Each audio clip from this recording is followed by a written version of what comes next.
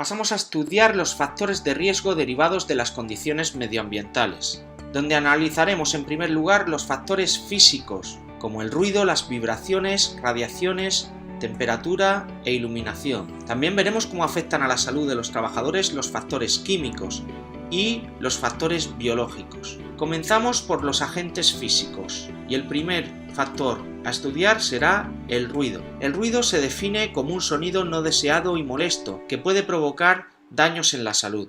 Se caracteriza por la intensidad o volumen, que se mide en decibelios. La exposición a ruidos superiores a 85 decibelios durante varias horas por día puede causar daños irreversibles a nuestros oídos. Vemos a continuación diferentes niveles de intensidad en decibelios para diferentes ruidos que podemos tener. En una biblioteca suelen haber unos 30 decibelios. Una conversación suave suele tener unos 40 decibelios. La lluvia unos 50. La charla entre dos personas unos 60 decibelios. Un tráfico moderado 70 decibelios. El ruido del despertador 80 decibelios. Una moto 90 decibelios. El camión de la basura 100. La discoteca 110 decibelios. Un avión despegando 120 decibelios. Taladro neumático 130 y disparos puede llegar a 140 decibelios. Otra de las características del ruido es la frecuencia, que nos determina si un ruido tiene un tono grave o agudo, y se mide en hercios. Los sonidos de baja frecuencia son graves y aquellos que tienen una frecuencia alta tienen un tono agudo.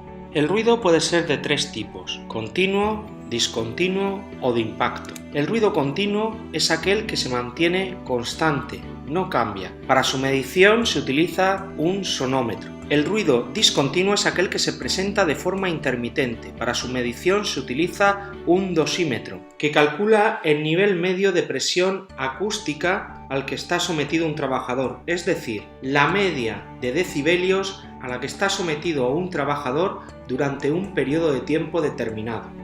Por último, el ruido de impacto o de pico es aquel que se presenta de forma brusca en tiempos inferiores a un minuto. Para su medición se utiliza el analizador de impacto, que mide la intensidad máxima que alcanza un ruido. Daños que puede provocar el ruido en la salud de los trabajadores: sordera profesional irreversible, fatiga auditiva, irritabilidad, dolor de cabeza, estrés, taquicardia, insomnio o problemas digestivos. La normativa en prevención de riesgos laborales nos indica que con aquellos ruidos que superen los 80 decibelios de media o los 135 decibelios de pico se deben adoptar medidas para reducir el riesgo a su exposición. Y ningún trabajador puede estar sometido a ruidos superiores a los 87 decibelios de media o los 140 decibelios de pico.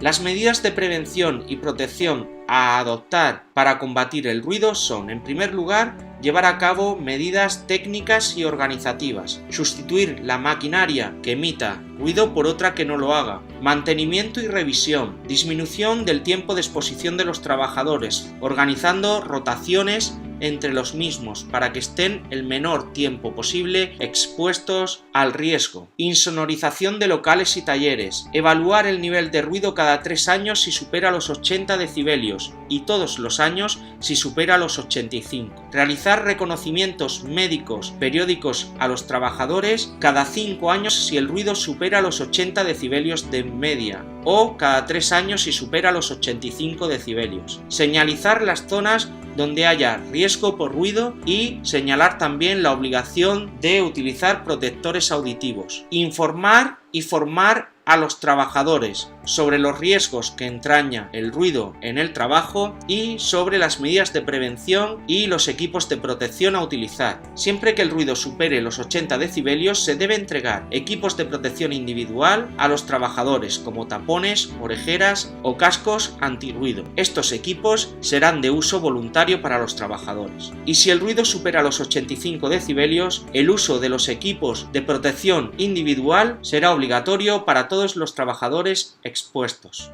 El siguiente factor de riesgo físico que vamos a estudiar son las vibraciones. Las vibraciones son movimientos de oscilación rápidos y continuos que se producen en objetos y material.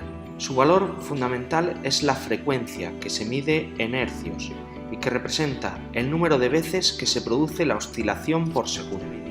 Las vibraciones las podemos dividir en muy baja frecuencia, baja y alta frecuencia. Son vibraciones de muy baja frecuencia aquellas inferiores a 2 hercios. Se suelen producir en elementos de transporte como los aviones, los barcos, los coches, y los efectos que tiene sobre el organismo son estimulación del laberinto del oído interno. Pueden ocasionar también daños en el sistema nervioso y mareos o vómitos. Las vibraciones de baja frecuencia son aquellas que están comprendidas entre 2 y 20 hercios. Son ejemplos de estas vibraciones los vehículos de transporte, vehículos industriales, carretillas, tractores o maquinaria agrícola, maquinaria de obras públicas o plataformas vibrantes.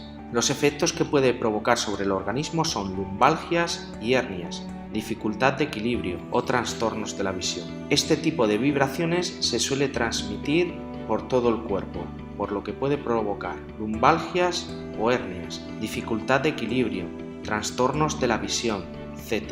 Consideramos vibraciones de alta frecuencia aquellas que están comprendidas entre los 20 y los 1000 hercios. Son ejemplos de estas vibraciones las herramientas rotativas alternativas o percutoras como las moldeadoras, pulidoras, lijadoras, las motosierras o los martillos neumáticos. Los efectos que pueden tener sobre el organismo son la aparición de artrosis, daños en las articulaciones, sobre todo en muñecas, manos, calambres, enfermedades del estómago o el síndrome de Raynaud o dedo blanco, que consiste en una enfermedad que afecta a los vasos sanguíneos, tornando las puntas de los dedos, de las manos y de los pies blancos y pudiendo producir, si no se actúa a tiempo, necrosis o gangrena.